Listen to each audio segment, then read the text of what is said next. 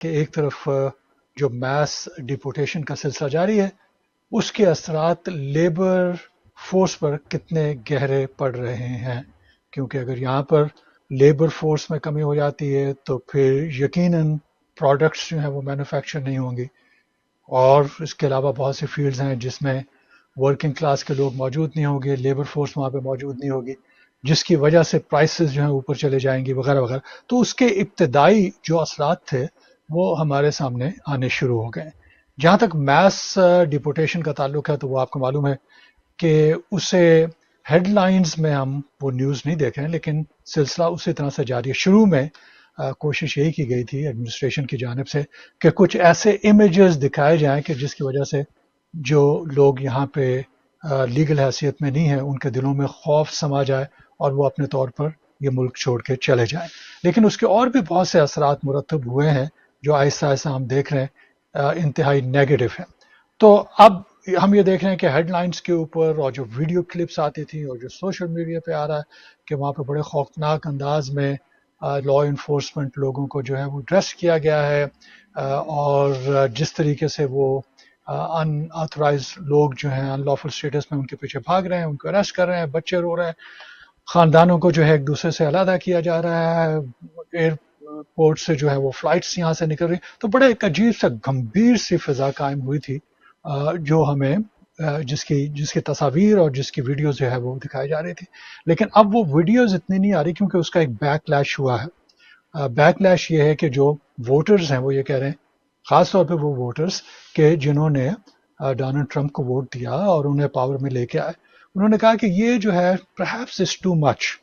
تو ان کا اتنا کہنا بھی بہت کافی تھا. تو ہمیں دیکھ رہے ہیں کہ وہ امیجز جاری نظر نہیں آ رہے، لیکن جو میس ڈپوٹیشن ہے اس کا سلسلہ جاری ہے. اور اگر آپ اس ایڈمنسٹریشن سے اس کے بارے میں پوچھتے ہیں تو وہ کہتے ہیں کہ ہمارا پریزیڈنٹ اسی مینڈیٹ سے سامنے آیا تھا، اور واقعی اس میں حقیقت ہے، جھوٹ تو نہیں بول رہے. واقعی اس نے آپ نے دیکھا ہوگا کہ ڈونلڈ ٹرمپ نے جو سب سے بڑی ان کی جو الیکشن کی کمپین میں جو ایشو تھا وہ امیگریشن کا تھا، اور امیگریشن کے ایشو میں جو سب سے بڑا ایشو تھا وہ ڈپورٹیشن کا تھا. انہوں نے کہا تھا کہ میں یہاں سے ڈپورٹ کروں گا. لیکن ایک پوائنٹ پہ میں سمجھتا ہوں کہ ناقدین جو ہے وہ درست ہیں، کیونکہ جس وقت میس ڈپورٹیشن کی بات کی گئی تھی تو نہ صرف ڈونلڈ ٹرمپ ہمسیلف بلکہ اس کے ساتھ جو ان کے کیبنٹ کے آنے والے لوگ تھے اور بڑے بڑے لوگ تھے اس پارٹی کے، ریپبلکن پارٹی کے، ان کی جانب سے جو انڈیکیشن دی گئی تھی وہ یہ ہے کہ جو انوسینٹ لوگ ہیں جنہوں نے کوئی قانون نہیں توڑا ہے، جو یہاں پہ کافی عرصے سے رہ رہے ہیں، فیملی کے لوگ ہیں، محنت کر رہے ہیں، اور اس محنت سے جو ہے اس کی کمائی سے جو ہے اپنے بچوں کا پیٹ بھر رہے ہیں اور اپنے گھر وغیرہ جو بیرون ملک ہیں ان لوگوں کو بھی سپورٹ کر رہے ہیں. تو ہم دیکھتے ہیں کہ اس میں وہ جو وعدہ تھا اس سے ہٹ گئی،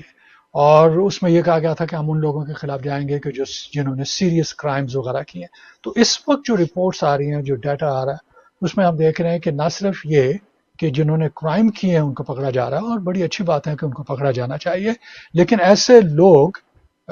کہ جو بالکل انوسینٹ ہیں، کافی عرصے سے رہنے، صرف ان کا ایک قصور یہ ہے کہ ان کے ہاتھ میں جو ہے وہ لیگل حیثیت کا پروانہ نہیں ہے. تو لوگ ہیومن رائٹس کے کہتے ہیں کہ اگر جو ہے وہ قانون اس سٹیج پہ پہنچ گیا ہے کہ جہاں پہ وہ بالکل بروکن سسٹم ہے، امیگریشن کا سسٹم جو ہے بروکن سسٹم ہے، اور ان لوگوں کے پاس جو ہے لیگل حیثیت نہیں، تو انہیں لیگل حیثیت دیجیے، اس لیے کہ واقعی اس ملک کی فلاح و بہبود کا پہلو اس میں نکلتا ہے.